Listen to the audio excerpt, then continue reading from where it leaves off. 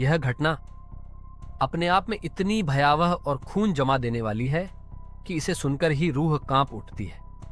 Texas के Dallas शहर में हुआ यह नरसंहार किसी हॉरर फिल्म का दृश्य नहीं, बल्कि हकीकत है। कर्नाटक से ताल्लुक रखने वाले चंद्रमौली नाम के 50 वर्षीय भारतीय मूल के शख्स को एक पागलपन की हद तक क्रूर इंसान ने ऐसे मारा कि इंसानियत शर्मसार हो गई। खौफनाक रात रात का सन्नाटा था, हवा में हल्की नमी और सड़कें लगभग वीरान। डलास के एक मोटेल के पास अचानक चीखों की गूंज उठी। टी शर्ट पहने चंद्रमौली जान बचाने के लिए दौड़ रहे थे। उनका चेहरा खून से लथपथ था, आंखों में डर साफ झलक रहा था। पीछे था 37 साल का मार्टिनेज, हाथ में चमकता हुआ तेजधार चाकू और चेहरे पर हैवानियत की हंसी। चंद्रमौली गाड़ियों के पीछे छुपने की कोशिश करते हैं। उनकी सांसें तेज हो रही हैं, वो बार बार पीछे मुड़कर देखते हैं, लेकिन मार्टिनेज पागलपन में उनका पीछा करता रहता है।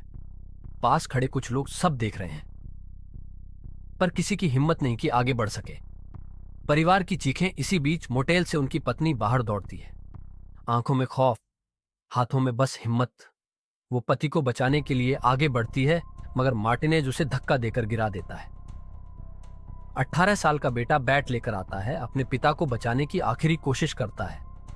बैट हवा में लहराता है, पर हैवानियत से भरे मार्टिनेज के सामने वो नाकाफी साबित होता है। वो बेटे पर भी झपटता है, उसे भी पीछे धकेल देता है। इंसानियत को चीरता वार। अब चंद्रमौली अकेले हैं। मार्टिनेज उन पर टूट पड़ता है और चाकू से ताबड़तोड़ वार करने लगता है।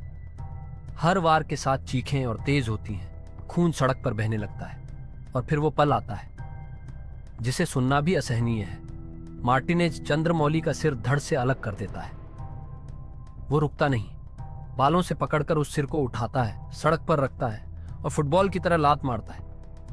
आसपास खड़े लोग खून में लथपथ यह मंजर देखते हैं, लेकिन सबके कदम डर से जमे रहते हैं। कोई पास आने की हिम्मत नहीं करता। मार्टिनेज फिर उस सिर को डस्टबिन में फेंक देता है, जैसे इंसान नहीं, कोई बेकार चीज हो।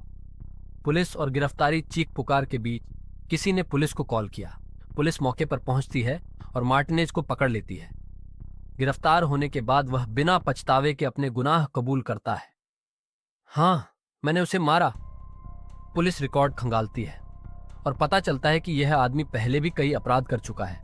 चोरी, बच्चों के साथ दुर्व्यवहार, हमला, एक चलता फिरता दरिंदा। वजह जो हैरान करती है, और वजह बस इतनी कि टूटी हुई वॉशिंग मशीन को लेकर बहस हो गई थी। चंद्रमौली ने सिर्फ इतना कहा था कि मशीन खराब है, इसका इस्तेमाल मत करो।